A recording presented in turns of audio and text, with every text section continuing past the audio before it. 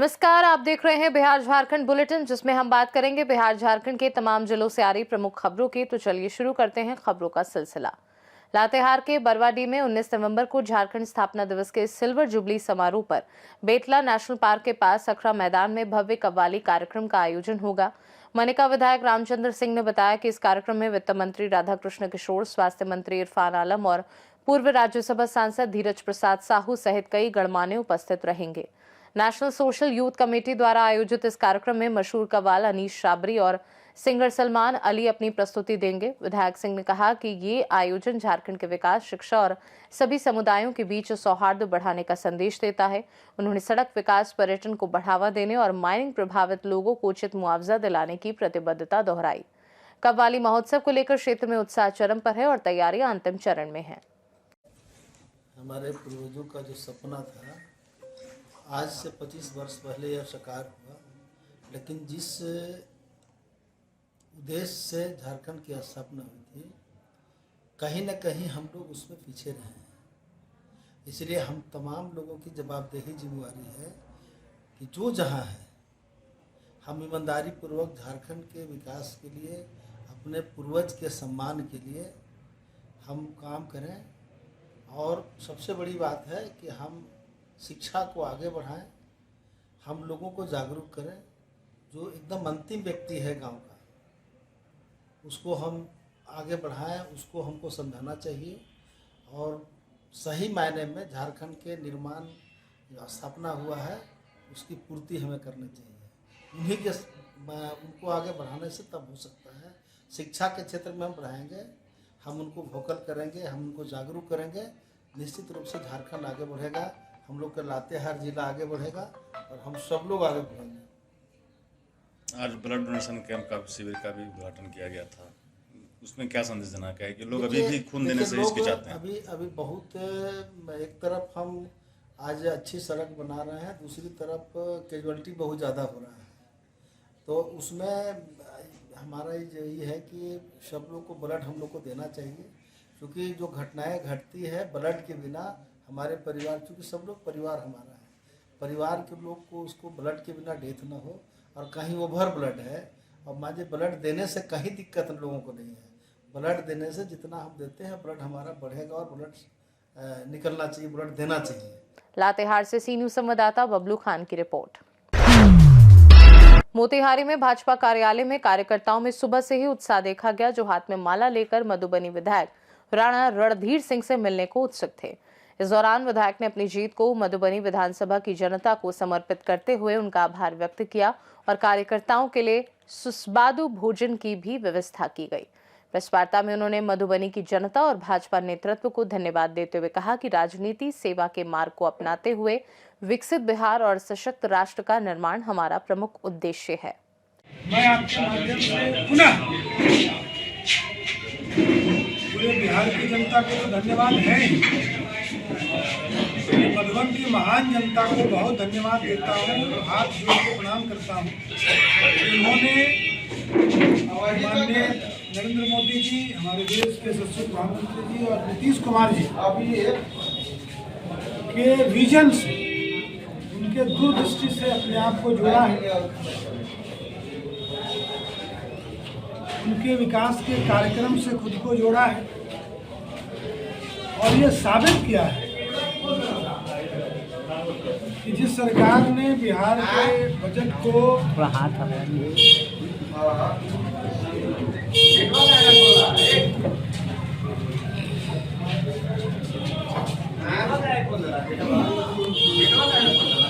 बिहार के बजट को 23,000 करोड़ से बढ़ाकर 3,17,000 करने का जो श्रेय गया है, उस दूरदृष्टि को जनता ने समझा और बिहार की आधी आबादी को सशक्त करने का जो संकल्प है, उसको भी जनता ने समझा है। उसके पश्चात हम सब पत्रकार मित्रों से, प्रिंट मीडिया के मित्रों से, इलेक्ट्रॉनिक मीडिया के मित्रों से, डिजिटल प्लेटफॉर्म के मित्रों से हम सब मिल रहे हैं। आप सबसे चर्चा करेंगे लेकिन उसके पहले मैं आप सबको भी बहुत धन्यवाद और बधाई देता हूँ आपके बहुत सकारात्मक सहयोग के लिए और आपके माध्यम से मधुबन के मतदाता मालिकों को, मधुबन की समस्त जनता को ये मधुबन की जीत उन्हीं को समर्पित करता हूँ।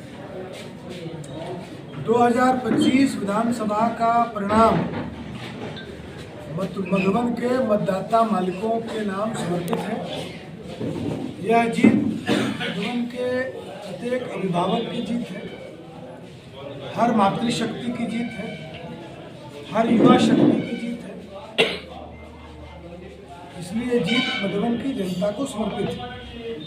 इस जीत के लिए मैं एनडीए के शीर्ष नेतृत्व माननीय प्रधानमंत्री जी श्री नरेंद्र मोदी जी, बिहार के मुख्यमंत्री आदरणीय नीतीश कुमार जी, एनडीए पार्टी के सभी घटक दलों के नेता आदरणीय चिराग पासवान जी, आदरणीय जीतन राम मांझी जी, आदरणीय उपेंद्र कुशवाहा जी, उनको भी धन्यवाद देता हूं और उनके प्रति भी आभार प्रकट करता हूं। मित्रों, मैंने कहा था कि 2025 का चुनाव केवल सरकार बनाने के लिए नहीं, ये चुनाव नया बिहार बनाने के लिए था, ये चुनाव विकसित बिहार बनाने के लिए था, ये चुनाव। मोतिहारी से सी न्यूज संवाददाता राकेश कुमार पांडे की रिपोर्ट। पाकुड़ में सीपीआईएम की वरिष्ठ नेत्री वृंदा करात ने पार्टी कार्यालय में प्रेस वार्ता कर बिहार विधानसभा चुनाव के परिणामों पर चिंता जताई और कहा कि भाजपा अग्रेसिव रूप लेकर विभिन्न प्रदेशों में हस्तक्षेप कर रही है, जबकि झारखंड में उनके विघटनकारी नारे फैलने के बावजूद सीटें कम हुई हैं। उन्होंने कहा कि झारखंड में झारखंड मुक्ति मोर्चा सरकार के साथ मिलकर मजबूत वैकल्पिक नीतियों पर चर्चा करना जरूरी है। करात ने रैयतों की जमीन मापी और भुगतान के गलत तरीकों, कोल इंडिया द्वारा कोयला परियोजना का निजी उपयोग और कोयला प्रदूषण जैसे मुद्दों पर भी चिंता व्यक्त की और जिला स्तर पर आंदोलन का ऐलान किया। भारतीय जनता पार्टी बहुत अग्रेसिव रूप लेकर तमाम प्रदेशों में हस्तक्षेप करने का प्रयास कर रही है और झारखंड में वो पूरे तौर पर फेल रहे, उन्हीं तमाम विघटनकारी नारों को देखकर उनकी सरकार की बनने की बात तो दूर रही, उनकी सीट भी कम हो गए। लेकिन जो उनकी पॉलिटिक्स है विभाजन करने वाली, आज भी वो पॉलिटिक्स और अग्रेसर रूप पर यहाँ झारखंड में भी वो घुसपैठ करने का प्रयास करेंगे। तो ये बहुत ज़रूरी है कि झारखंड में जेएमएम सरकार को सबके साथ एक बैठक करके यहाँ कैसे मजबूती के साथ वैकल्पिक नीति को लागू किया जा सके, उसके बारे में बहस करने की ज़रूरत है। क्योंकि बहुत सारे शिकायतें आ रहे हैं, जैसे अभी ये पता चला कि रियायतों के लिए जो अनिवार्य है कि उनकी ज़मीन का सही तरीके से नापी करके उनका रजिस्ट्रेशन करना, ये बहुत अनिवार्य है। पाकुड़ से सी न्यूज संवाददाता पंकज भगत की रिपोर्ट। रांची के मोरहाबादी मैदान में झारखंड स्थापना के 25वें वर्षगांठ के अवसर पर आयोजित रजत पर्व उत्सव में मुख्यमंत्री हेमंत सोरेन, विधायक कल्पना सोरेन और परिवार सहित कई गणमान्य व्यक्ति उपस्थित रहे। इस भव्य सांस्कृतिक कार्यक्रम में राज्य की समृद्ध कला संस्कृति का संगम देखने को मिला, जिसमें शास्त्रीय नृत्य, संगीत और झारखंड की विविध लोक कलाओं की आकर्षक प्रस्तुतियां दी गई। कार्यक्रम का प्रमुख आकर्षण स्वर्गीय दिशोम गुरु शिबू सोरेन की जीवनी पर आधारित नाट्य प्रस्तुति रही, जिसने उनके जीवन, संघर्ष और समाज सेवा को दर्शाते हुए प्रेरणा दी। इसके अलावा भव्य ड्रोन शो और लोकप्रिय कलाकारों ने कार्यक्रम को यादगार बनाया। इस अवसर पर राज्य एवं जिला प्रशासन के वरिष्ठ पदाधिकारी और बड़ी संख्या में जनता उपस्थित रही। रांची से सी न्यूज संवाददाता जितेंद्र कुमार सिंह की रिपोर्ट। रोहतास जिले के दिनारा में कुंडपुल के पास एक 20 वर्षीय युवक सुधीर यादव की गोली मारकर हत्या कर दी गई, जिससे क्षेत्र में सनसनी फैल गई। मृतक, जो कलेक्टर यादव के पुत्र और स्नातक का छात्र था, घर के कामों में भी मदद करता था। गोली लगते ही उसकी मौके पर ही मौत हो गई। सूचना मिलते पर दिनारा थाना पुलिस मौके पर पहुंची और जांच शुरू कर दी। घटनास्थल से 3 खोखे और मृतक की बाइक बरामद की गई है, जबकि फॉरेंसिक टीम को भी बुलाया गया है। जांच के दौरान शराब की बोतलें भी मिली हैं, जिससे संभावना जताई जा रही है कि कुछ युवक शाम में शराब पी रहे थे और किसी विवाद के बाद फायरिंग हुई। के परिवार का लड़का था, मुहाला का ही। तो कल रात के लगभग 9 साढ़े 9 बजे बाइक लेकर के निकला है। इसके बाद से उसका फ़ोन रिसीव नहीं हुआ। फिर सुबह में हम लोग को इस घटना के बारे में जानकारी मिला, तो सुबह में सब लोग आए, परिजन भी, इस बच्चे का जो परिजन है वो भी। क्या हुआ है अभी? मर्डर हुआ है। किस चीज़ से मारा गया? अब तो वो तो जांच में प्रशासन बताएगी। गोली मारा गया है? गोली मारा गया है, कहाँ पर मारा गया? 3 खोखा वहीं पर सामने लाश के पास गिरा हुआ है। अच्छा, क्या नाम है आपका? रुपेश सिंह। ये कितने वर्ष के थे? क्या? इनकी मृत्यु हुई कितने वर्ष में? लगभग 19-20 साल। गोली कहाँ लगा है? गोली यार एक जगह तो दिखाई दे रहा है, सीने के पास। इसके बाद वैसे खोखा वहाँ पर 3 गिरा हुआ है। उम्र इनका 19 वर्ष? हाँ, 19 से 20 साल, आधार पर 20 साल है। युवक को गोली मारकर हत्या की गई, क्या मामला है सर? जी, आज सुबह दिनारा थाना में एक खबर आई कि एक युवक का लाश नहर किनारे पड़ा हुआ है। तो उसको सत्यापन के लिए जब थाना गई तो उस युवक की पहचान सुधीर कुमार, पिता कलेक्टर जादव, ग्राम दिनारा के रूप में हुई। और अभी जो प्रथम दृष्टया मामला जो अभी प्रतीत हो रहा है, उस संदर्भ में ये पता चल रहा है कि उनकी मृत्यु जो हुई है वो गोली लगने से हुई है।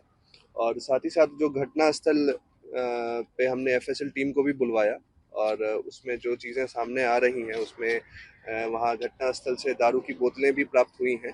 तो जिससे ये प्रतीत होता है कि शायद कल शाम में कुछ लोग वहाँ दारू का सेवन कर रहे थे और उसी में कुछ कारणवश उनके बीच में झगड़ा हुआ, जिस क्रम में उनमें से किसी के द्वारा इन पर फायरिंग की गई, जिसमें इनकी मृत्यु हो गई। और बाकी गहराई से अभी हम लोग जांच कर रहे हैं। डीआईयू की टीम को भी बुलाया गया है और रास्ते की सीसीटीवी फुटेज भी हम लोग चेक कर रहे हैं, और जैसा भी आगे हमें पता चलेगा हम आपको सूचित करेंगे। कितने गोली मारी गई? अभी जो इंजरी एक गोली की मिली है, लेकिन हमें 3 एम्प्टी कार्ट्रिज घटनास्थल से मिला है, तो इस संदर्भ में भी हम लोग पता कर रहे हैं। रोहतास से सी न्यूज संवाददाता पंकज कुमार की रिपोर्ट। बिहार झारखंड बुलेटिन में फिलहाल के लिए इतना ही। बने रहिए सी न्यूज भारत के साथ। हर खबर आपके साथ, आपके हाथ।